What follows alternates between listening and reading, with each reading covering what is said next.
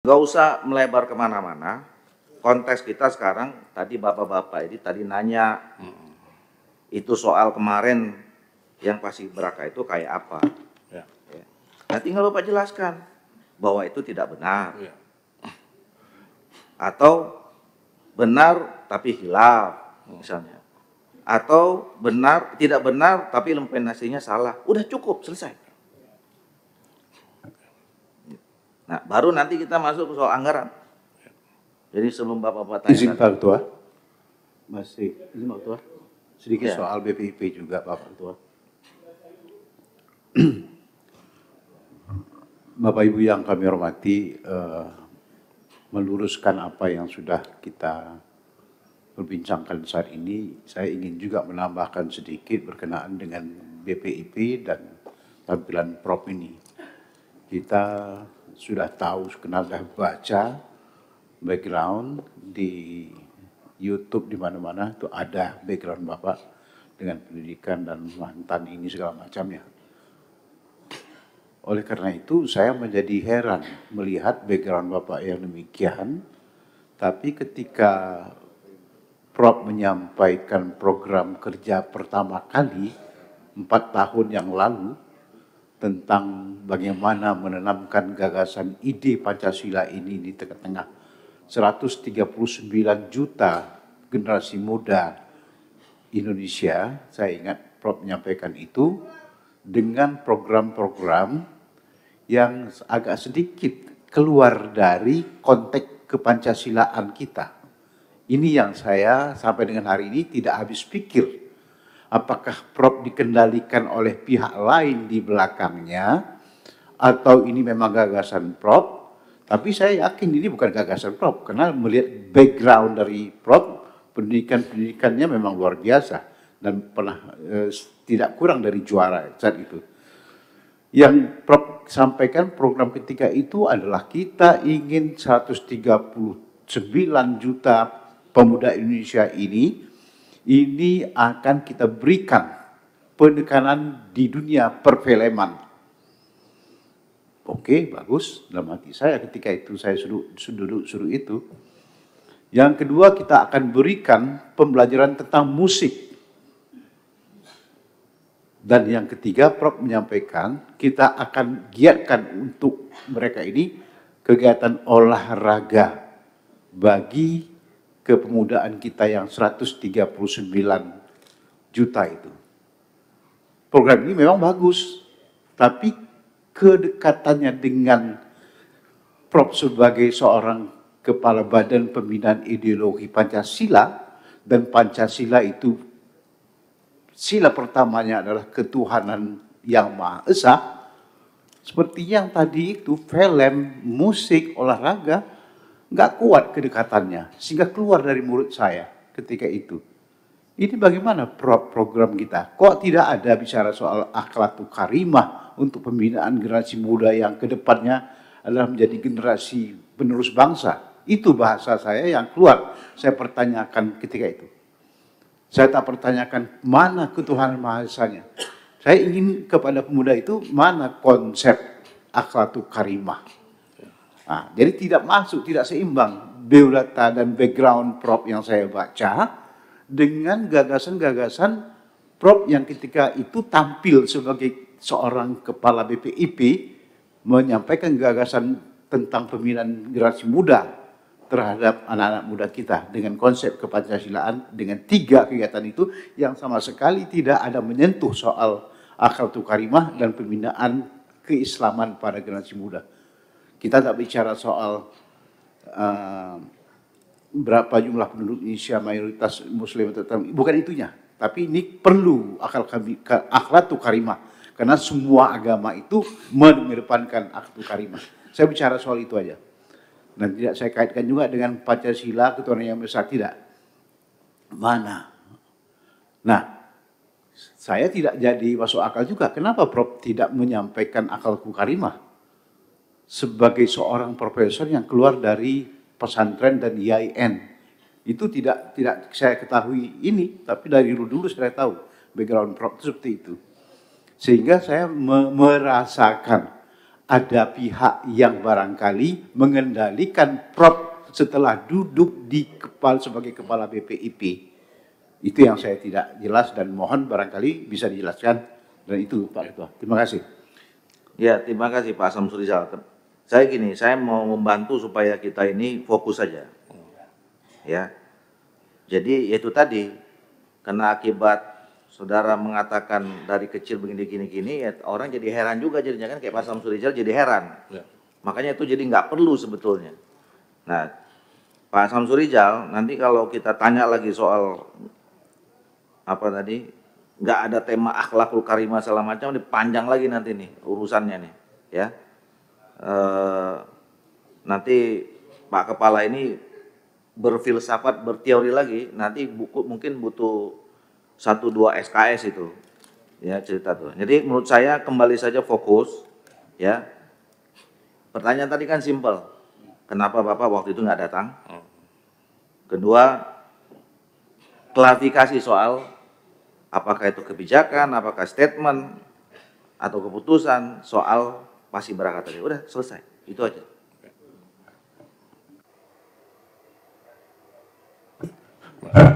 Terima kasih sekali Pak Ketua, juga Pak Rizal, juga Pak Adisa. Jadi begini, kalau soal Paski Braka itu tidak benar ya. Jadi tidak benar karena saya juga tidak pernah melakukan pemaksaan secara pribadi. Itu sudah mekanisme yang panjang dan sebagainya. Cuma ada barangkali pengamat yang kemudian melihat itu, kemudian memviralkan. Jadi kami dari PPP tidak ada. Dan seperti yang saya sampaikan di dalam laporan ini secara panjang, secara normatifnya kami begitu.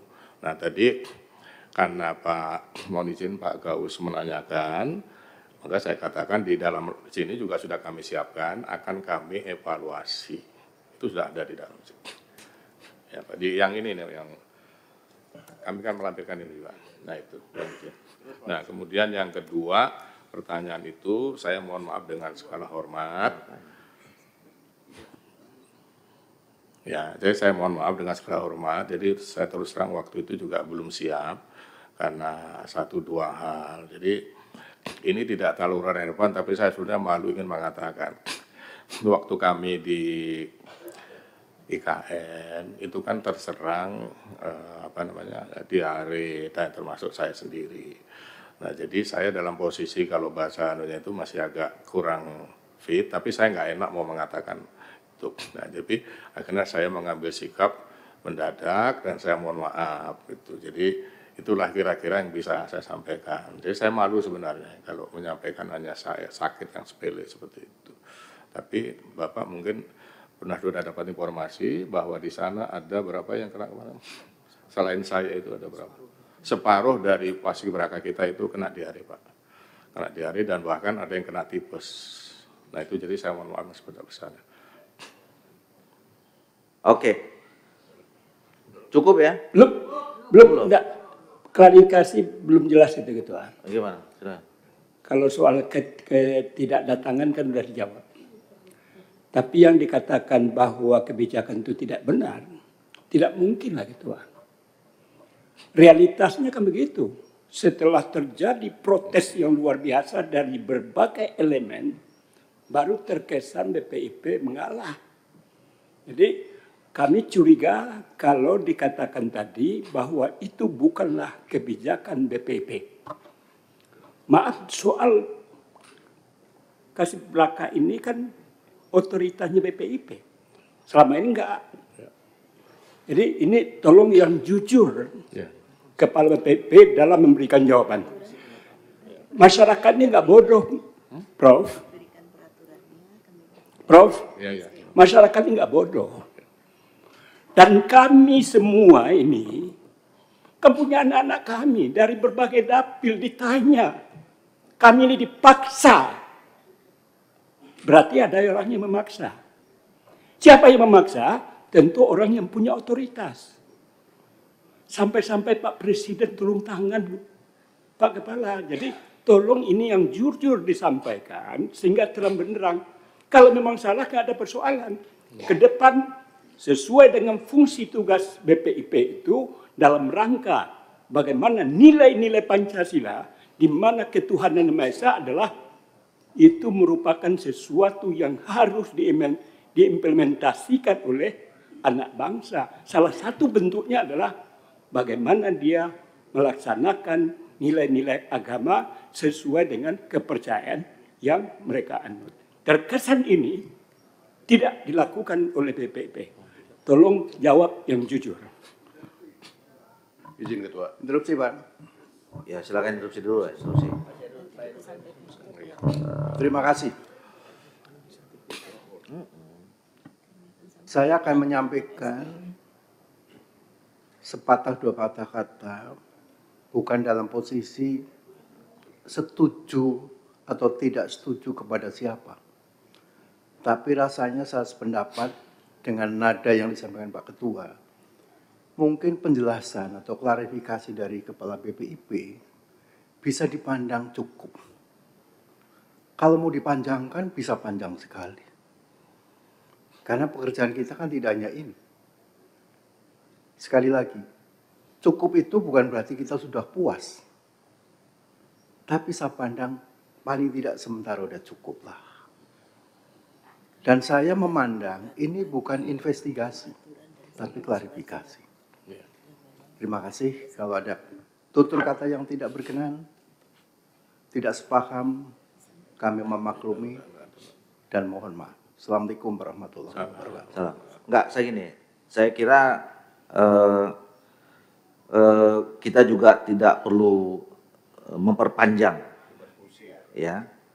Apa yang disampaikan Pak Gaus itu mewakili, ya, mewakili mungkin sebagian masyarakat Indonesia atau setidaknya adik-adik kita yang kemarin ikut di Paskibraka, yang nggak boleh diabaikan. Ya, apa yang disampaikan Pak Gaus itu nggak boleh diabaikan. Tapi kita di sini bukan mencari masalah baru, kita menyelesaikan masalah. Jadi Pak Gaus, terlepas Kepala BPIP dan BP itu jujur atau tidak, benar atau tidak, kemarin salah kemudian kena protes, berubah, saya kira nggak usah diungkap pun semua orang tahu. Ya, biarkanlah masyarakat publik yang menilai.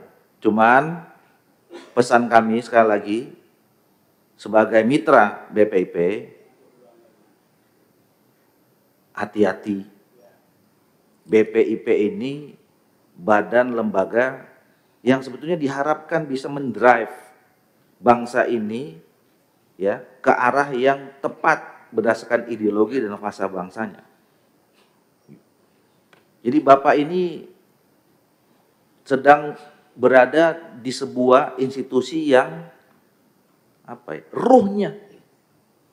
ruhnya bangsa ini. Ruhnya salah, fisiknya merusak. Nah, ini udah 4 kali, Pak.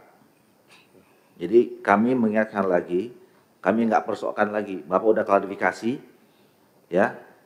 Walaupun masih ada bapak-bapak dan ibu-ibu yang merasa belum puas, ya. Tapi menurut saya cukup, ya, cukup. Besok-besok Bapak harus introspeksi. Bukan hanya Pak Kepala, bapak-bapak semua yang ada di BPIP. Bantu Pak Kepala ini supaya mengambil keputusan dan statement-statement yang benar dan tepat. Gitu. Ya. Nah, jadi saya kira cukup, ya, karena tema kita hari ini kan cuman minta klarifikasi itu. Ya. Nanti kalau ya masuk komisi 2 lagi nanti ketemu sama Prof ini tanya lagi nanti. Ya. Interupsi pimpinan. Oh ya, silakan. Kalau interupsi kita nggak bisa nih, silakan. Iya, kita tidak mencari salah benar, tapi kami punya 3 fungsi sebagai anggota DPR.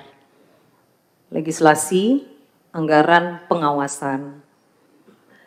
Forum terhormat secara resmi sudah kami layangkan beberapa minggu yang lalu.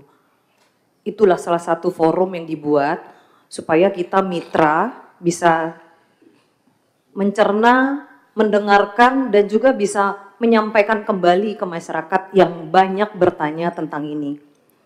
Saya sepakat pimpinan, walaupun sekarang 17.25, sepakat kita tidak meminta pertanyaan dijawab, tapi harus bisa dijawab tertulis. Karena saya sampai detik ini masih ditanya prosedur itu. Se-Indonesia melihat gambar mereka tidak menggunakan ciput bagi yang berjilbab. Pada saat pengukuhan, terpampang nyata. Tadi Bapak menyampaikan tidak ada pelepasan. Oke, tolong dijawab tertulis. Kalau memang tidak ada pelepasan, tetapi tidak bisa didustai, seperti yang tadi Ketua sudah sampaikan. Kami minta jawablah tertulis. Saya sangat banyak tadi bertanya, termasuk juga tanda tanya juga. Mungkin nanti bisa menjadi satu pertanyaan tambahan. Tolong jelaskan Pak, bagaimana penetapan pembawa bendera merah putih itu, penetapan pembawa baki. Kenapa tiba-tiba injury time itu berubah dari yang provinsi sebelumnya waktu latihan mungkin adalah Sumatera Barat, injury time berubah. Saya pengen tahu, mungkin ada penjelasannya, silakan. Ibu mungkin bisa geleng-geleng, tapi kami ditanya Bu, Komisi 2 nih mitranya BPIP. Kalau sekarang Ibu geleng-geleng bisa. Saya nggak bisa jawab dengan geleng-geleng ke masyarakat. Tolong aja jawab, bagaimana prosedurnya kita menetapkan pembawa baki itu. Apakah memang harus injury time pada saat sudah mau bertugas? Nah itu mungkin pimpinan, saya tetap minta semua pertanyaan ini dijawab secara tertulis. Mana yang bisa dijawab sekarang secara langsung silakan, dan mana yang tertulis silakan. Jangan ambil kebijakan yang tidak bijak. Terima kasih pimpinan. Baik, terima kasih Bu Reska. Saya kira fair ya, nanti jawaban yang belum tersampaikan dari semua tadi, yang mulai dari Pak Riswantoni, kemudian Pak Ongku tadi, Pak Samsul Rijal, semuanya inilah ya, nanti jawab. Oh ada lagi Bu? Ya, ada satu. Terima kasih pimpinan. Yang pertama, kalau memang dikatakan tidak ada paksaan tadi, saya pernah mengalami ketika saya lulusan terbaik di Undip, saya akan menjadi calon dosen. Kemudian juga dikatakan bahwa tidak boleh pakai kerudung, tetapi tidak ada tertulisnya. Tapi karena saya sudah lulus S1, sehingga saya berani menolak. Ya nggak apa-apa, saya nggak di dosen karena saya bukan pencari nafkah utama. Itu salah satu contoh. Tapi kalau dari awal itu tidak ada persyaratan yang dilarang nutup rambut, tiba-tiba ketika latihan juga masih, tetapi ketika pengukuhan itu tiba-tiba tidak, itu pasti ada sesuatu. Itu yang pertama. Yang kedua, terkait informasi bahwa Bapak Kepala, meskipun kemarin sudah dijawab Bapak Sekretaris, bahwa Bapak Ketua, Bapak Kepala tidak pernah mengatakan bahwa nggak usah Komisi 2 dilayani, kita sebentar lagi akan purna. Tapi dari jawaban kemarin itu dinyatakan tidak benar. Tapi jawaban tadi menyatakan bahwa beliau mengatakan ya nanti akan dilakukan sosialisasi itu untuk tahun-tahun yang akan datang. Berarti dia beliau mengakui bahwa sekarang tidak perlu dilakukan. Padahal sekretaris kemarin sudah menjanjikan bahwa itu tidak benar dan akan dilakukan segera dengan anggaran yang sudah disampaikan kemarin. Saya kira itu, terima kasih. Ya, ya ini jadi banyak unek-uneknya kan, jadi muncul semua nih. Ya, Bapak, Ibu, jangan anggap enteng unek-unek ini. Ini unek-unek yang disampaikan oleh anggota DPR RI yang mereka datang sini, duduk di sini karena dipilih oleh rakyatnya. Iya. Gitu, ya. Download Tribun X sekarang. Menghadirkan lokal menjadi Indonesia.